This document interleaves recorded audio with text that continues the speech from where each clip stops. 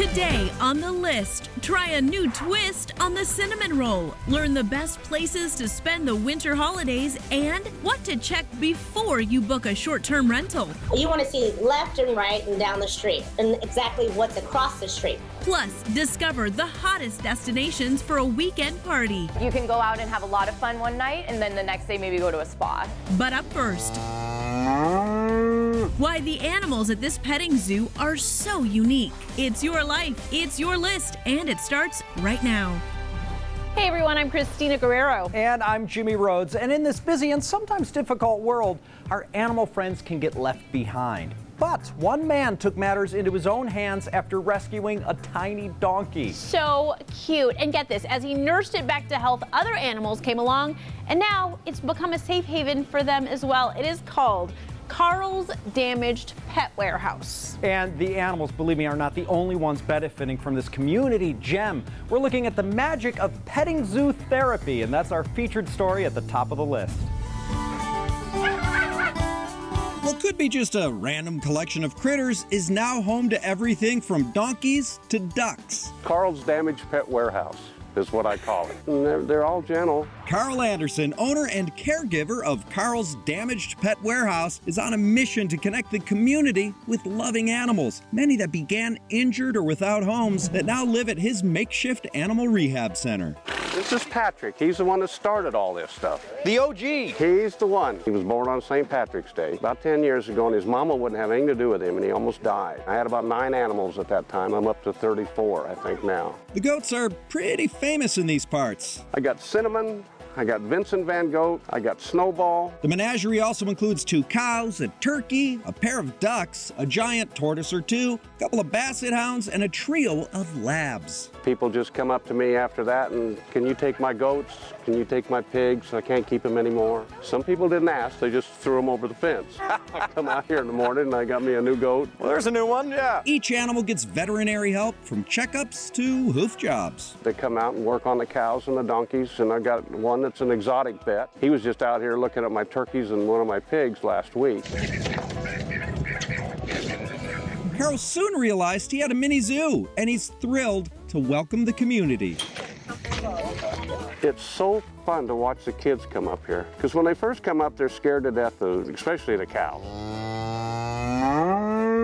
But after about the 3rd or 4th time, they're taking carrots. I put carrots out for them. They're putting right in the mouth of the cows. Nobody gets hurt, and they're all used to people's. They're also used to a diet high in carrots. 350 pounds of carrots a week. Wow. And other goodies like apples and pumpkins.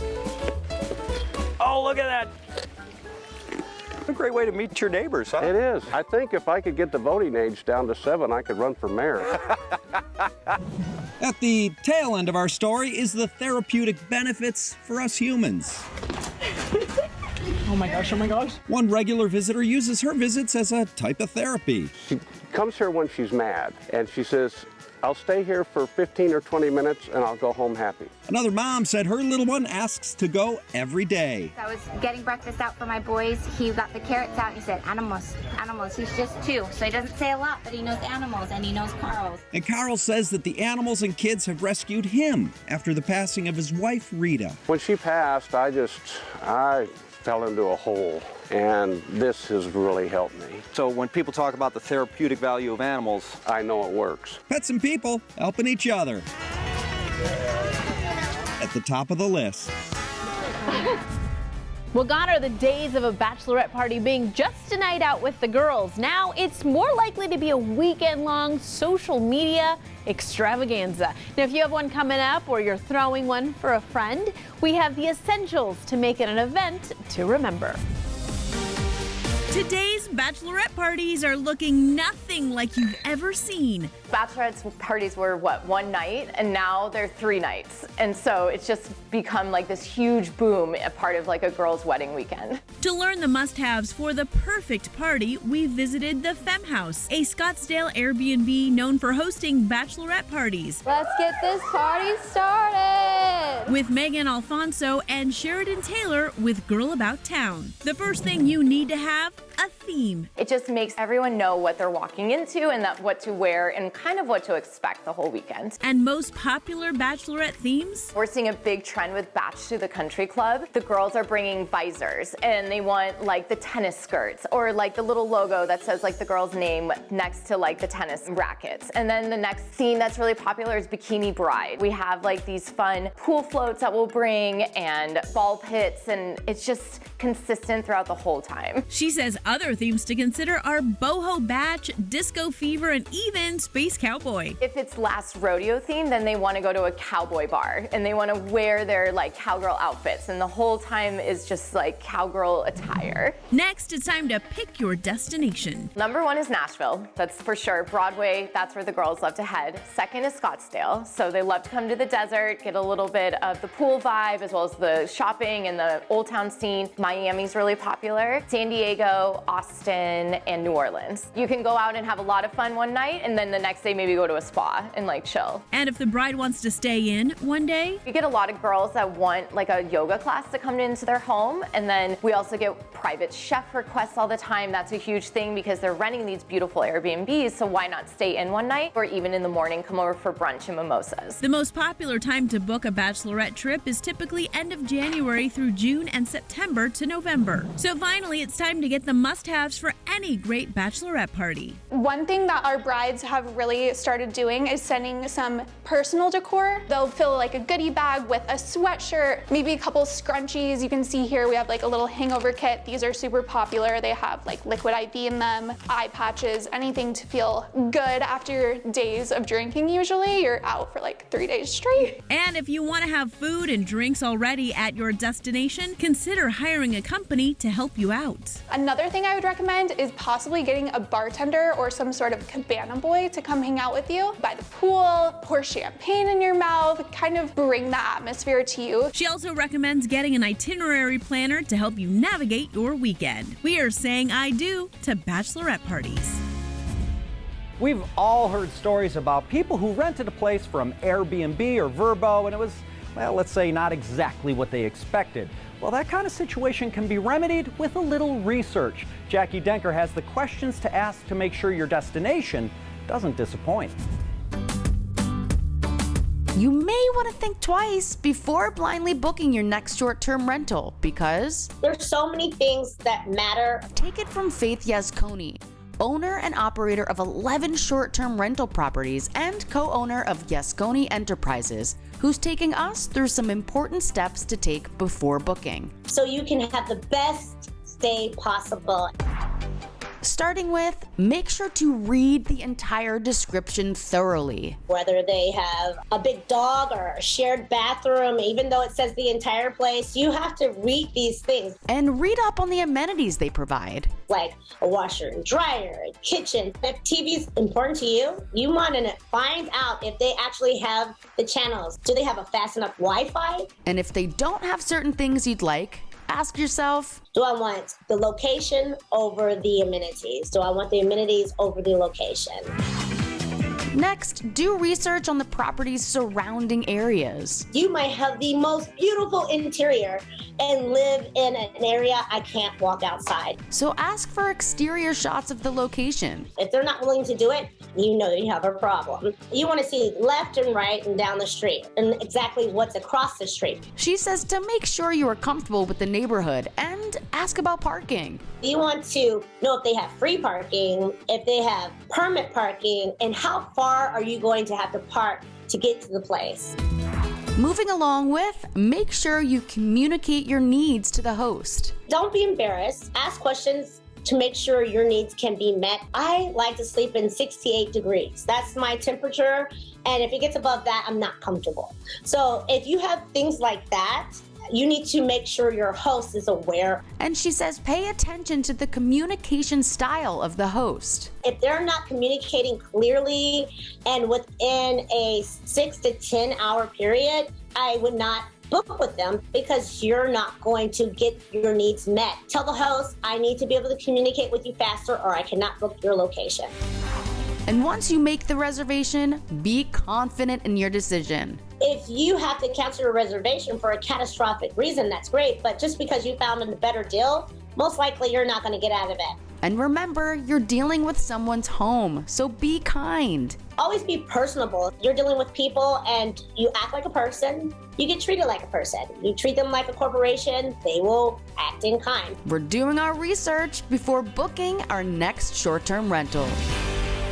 Still to come on the list, get a rise out of these decadent cinnamon rolls. I gotta say, this one is a messy one, but totally worth it. Plus, have a holly jolly holiday in Santa Claus, Indiana. This is what I wear to work every day. And you're like a tattoo, something I can't undo. Go back to high school with Tegan and Sarah. Are you guys twins? No. Yes. Next on the list. YouTube, what's up? Okay, I know you're right in the middle of watching, but I just wanted to remind you to hit subscribe and turn on notifications, and you won't miss a minute of the list ever. Okay, back to the show. We're back, and let's face it, few things are more irresistible than the sight and the smell.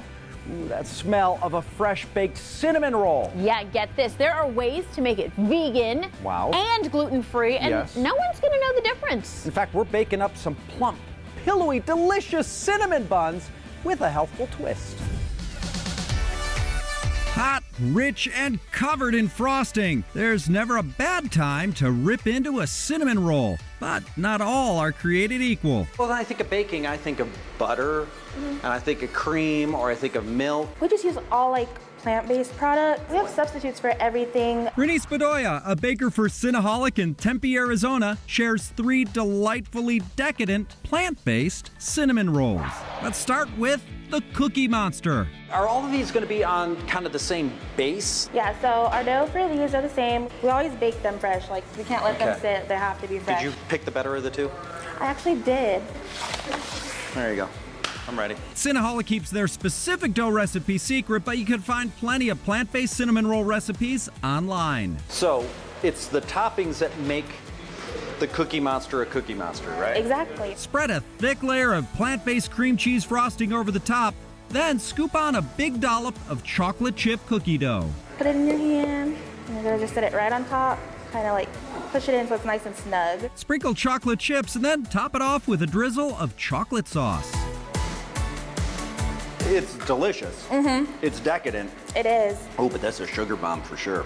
Next, get fruity with sparkleberry. So after we have our roll, we're gonna go ahead and get our chocolate frosting. Okay, that's not a bad start. Spread a thick layer of chocolate frosting over the top, then cover that with colorful candy sprinkles. What makes it the sparkleberry is the berries. So we have to have a little bit of berries. Slice up a bunch of strawberries and place them on top. I gotta say, this one is a messy one, but totally worth it. Finally, go party-sized with the Cinna Cake. So what we do is we take our rolls, we put them in the pan, we have a little technique to make sure that we pinch them and make sure everything stays together so it's actually a cake and not just individual rolls. Spread strawberry frosting to cover the top, then use a knife to draw 1-inch lines diagonally across the frosting. These are just gonna be our guidelines for our toppings. Then use those guidelines to help alternate the toppings of the 3 major food groups: marshmallows, sprinkles, and cookie dough. Get a little bit narrower and doink right there. I can't believe, I just want to reiterate, it's yummy. This is entirely plant-based, and yet it still feels like a treat. The synergy of cinnamon in a bun with a vegan twist. During the holidays, a lot of us like to find the neighborhood in town that goes all out with lights and decorations. Well, we are going one bigger. Teresa Strasser is taking us on a tour of some of the most festive towns across America.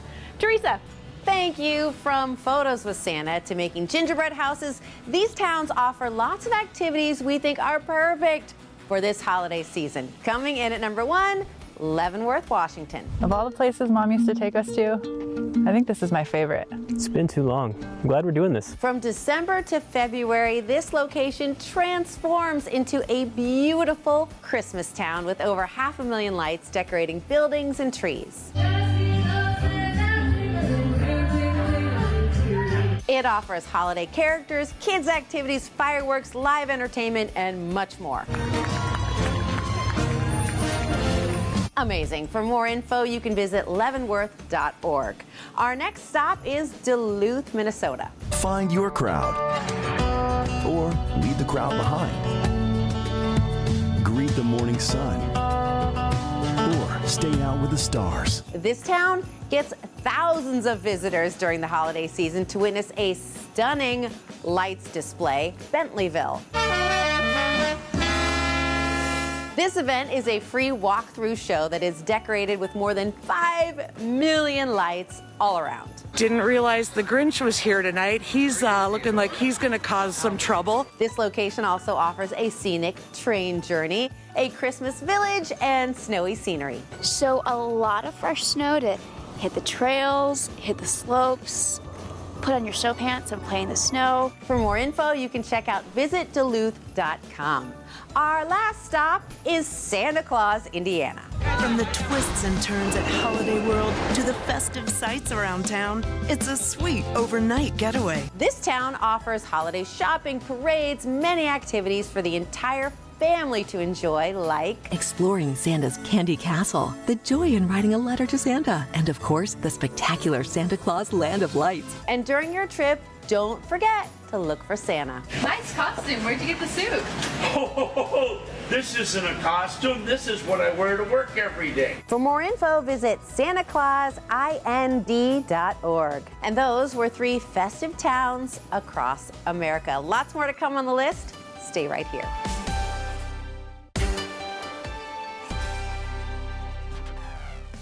We're back. Now, you've seen siblings who are in bands together, but we bet you haven't seen identical twin sisters do it and launch an empire that includes 10 albums, an award-winning book, and a TV show. Addy D. Jamal introduces you to Tegan and Sarah.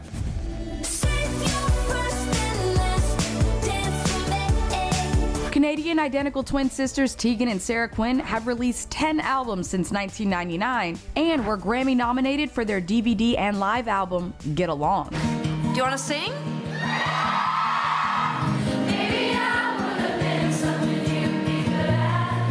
We spoke with them about their impressive and inspiring career. It is really quite incredible. Their latest album is titled Crybaby. You're like a tattoo, something I can't undo.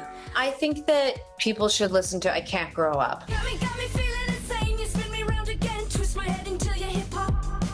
I think it captures the pop influences that have worked their way into our music, but also captures the sort of like youthful, effervescent, kind of high energiness of our band. It checks a lot of boxes. Beyond music, in 2019, they released an award-winning memoir, which has now become a new show, High School.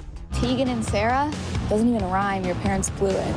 I do think it's very unique. Twin sisters who have been in a band for 20 years, coming out story, their origin story of the band. It's a pretty good hook. Tegan didn't go to school today. Left me all alone to play. I think it's also really relatable, even though those like individual things are really unique, not just to teenagers, but to, I think, anybody who is sort of searching and trying to figure out their identity and how they connect both to the world and they're also themselves. I think it's better having it be our secret. Totally. With 23 years together as a band, there's a lot to learn from their journey. We're living proof that you should pursue what feels good, you know, and if it's the arts, go wild.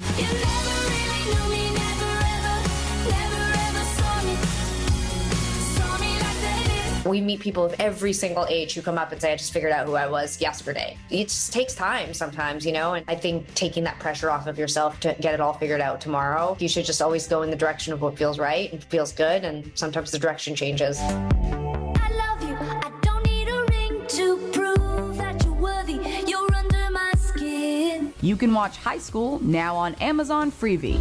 What would happen if you stopped waiting? The incredible career of Tegan and Sarah. Oh, they are so fun. They absolutely are. And you know what Tegan rhymes with? Vegan. Oh, well, the opposite of vegan, dude food. But is it good for you? Last on our list is next.